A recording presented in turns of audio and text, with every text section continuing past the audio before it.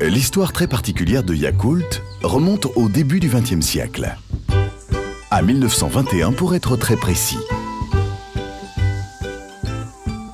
Cette année-là, un jeune japonais ambitieux, Minoru Shirota, entame ses études de médecine à l'université de Kyoto. Il se spécialise dans la recherche sur les bactéries et la flore intestinale. Il trouve une motivation spéciale dans les travaux du prix Nobel Elie Metchnikov sur les produits laitiers fermentés. Son diplôme en poche, le jeune docteur Minoru Shirota devient chercheur à l'université. Shirota veut trouver une méthode pour permettre aux bactéries de parvenir vivantes jusqu'à l'intestin. Mais il faut pour cela sélectionner les bonnes bactéries. Un processus long et complexe. Enfin, en 1930, il parvient à développer une souche bactérienne suffisamment robuste pour atteindre le milieu intestinal vivante.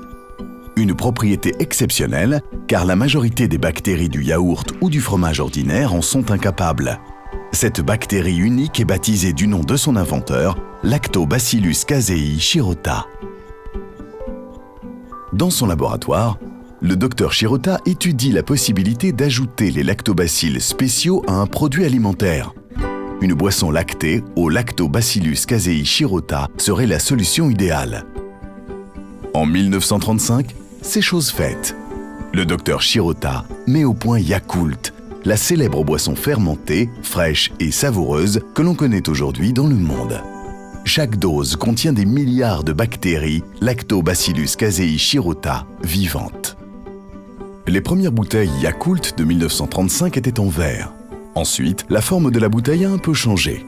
En 1968, le verre cède la place à un flacon totalement nouveau, en polystyrène 100% recyclable.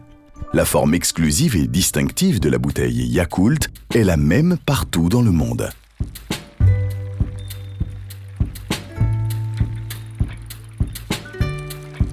Le docteur Shirota voulait qu'un maximum de personnes aient accès à Yakult. Ses efforts ont été récompensés. La demande de Yakult s'est considérablement développée. L'entreprise a dû s'agrandir.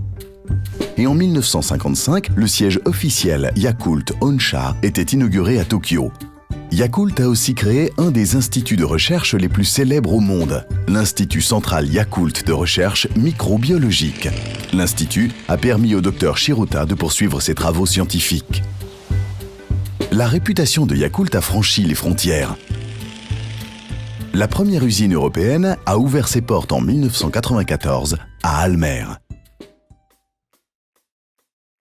Entrons pour voir comment on fabrique Yakult. Pour obtenir une bouteille de bon Yakult,